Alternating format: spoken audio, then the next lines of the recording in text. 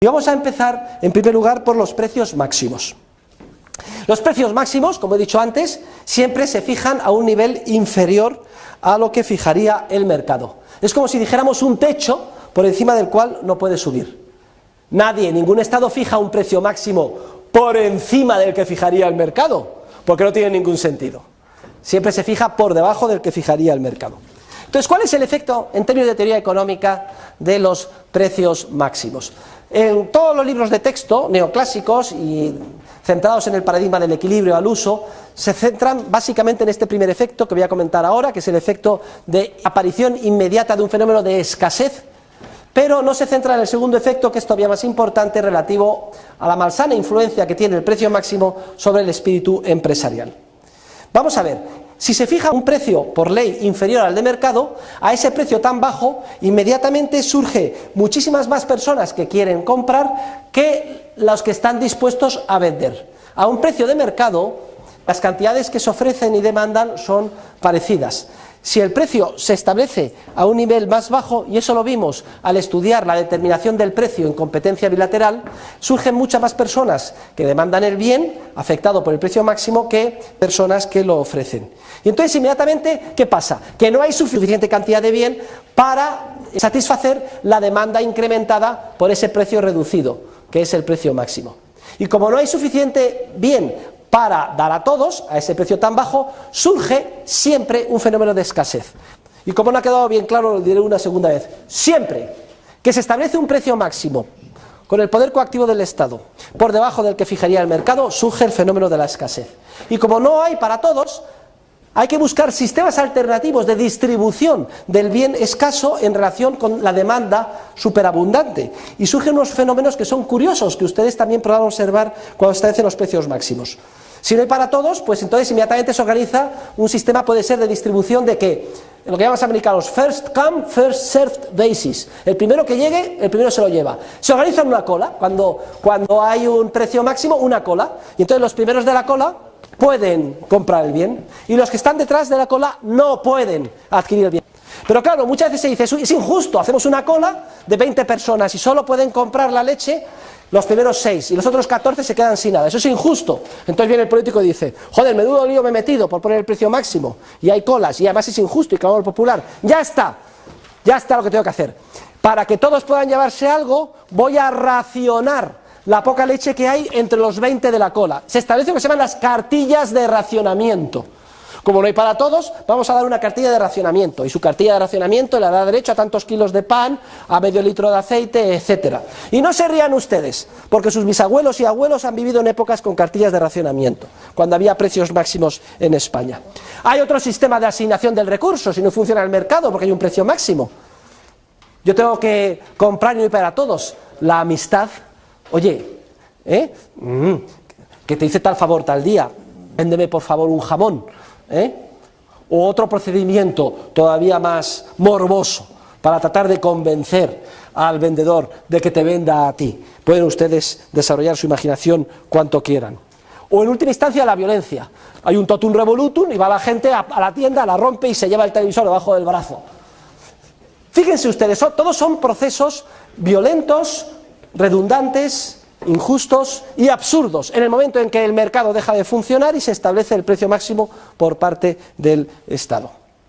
Pero es que este fenómeno de la escasez, que es reconocido en todos los libros de texto de economía, se ve aún más agravado por el perverso efecto que tiene el establecimiento del precio máximo sobre el espíritu empresarial.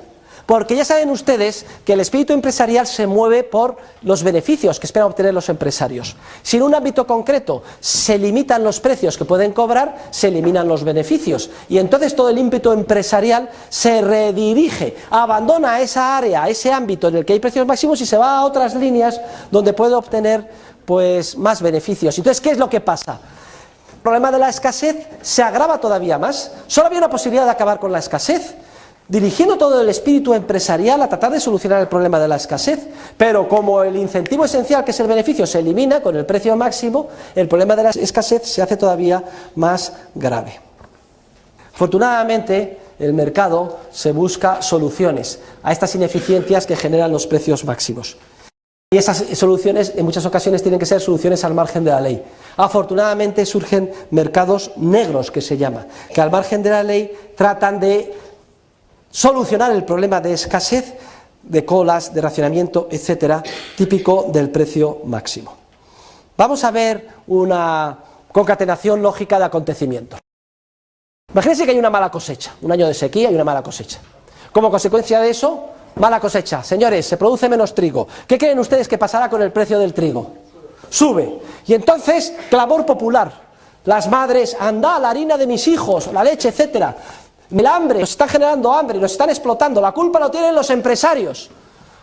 Las panificadoras que hacen el pan, que nos están absorbiendo nuestra renta. Y entonces el político dice, no os preocupéis, ha habido mala cosecha y sube el precio, ¿no? Solo hay que hacer una cosa, pongamos un precio máximo razonable que todo el mundo pueda comprar. Y menos mal que hay un político sensato que sabe lo que tiene que hacer, todo el mundo le vota, se establece el precio máximo.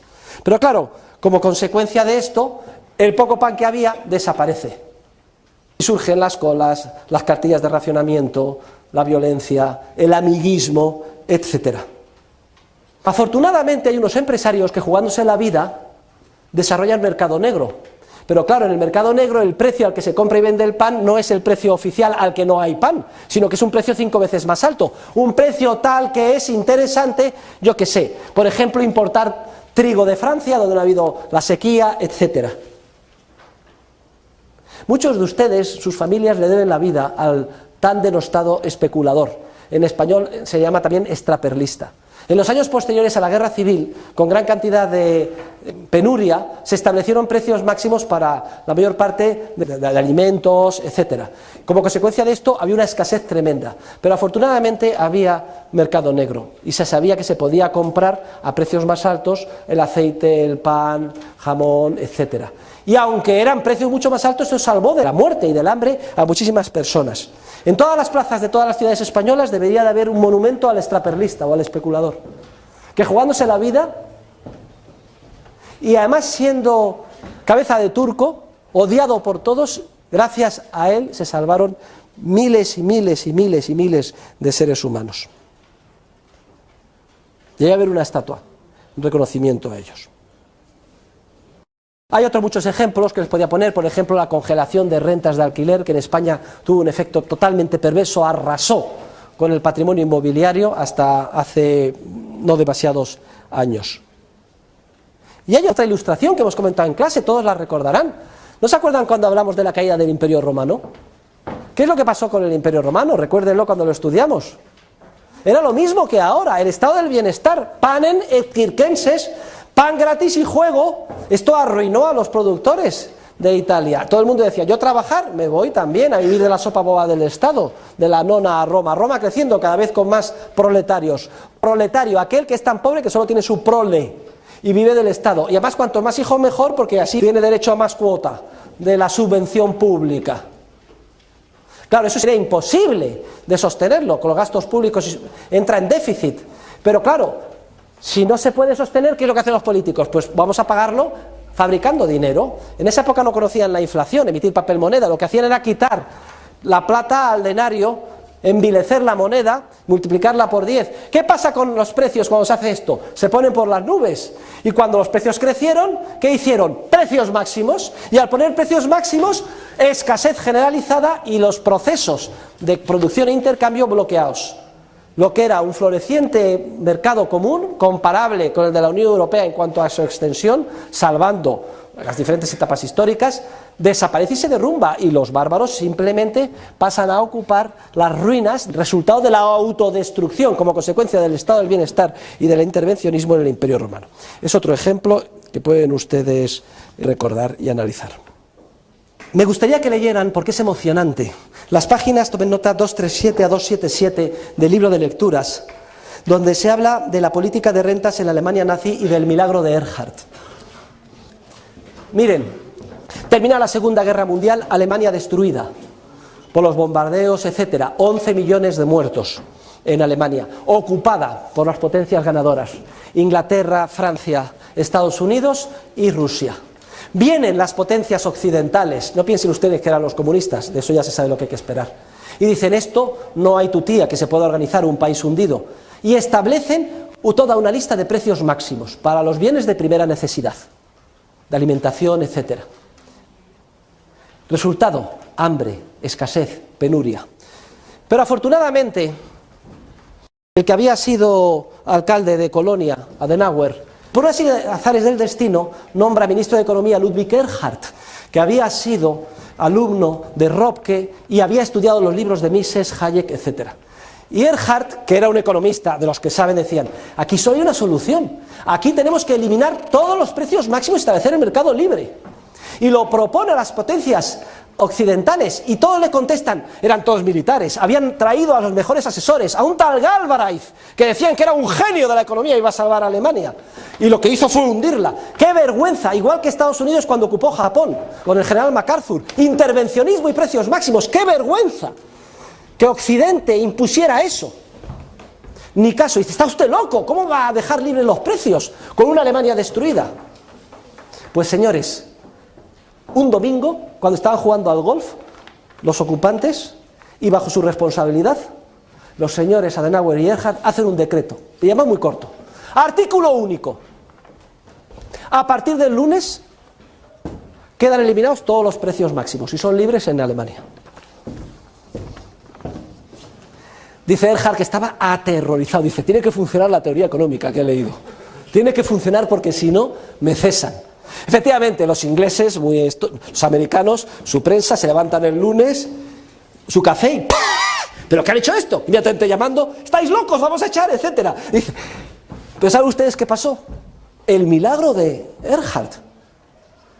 Resulta que no se sabe de dónde, de debajo de las piedras, de los escombros, de las ciudades destruidas alemanas, se inundaron unos mercados improvisados de huevos, leche, pan, patatas y comida en superabundancia. ¿Dónde estaba todo eso antes? Oculto por los precios máximos. Y ante la evidencia, las potencias ocupantes tuvieron que callarse.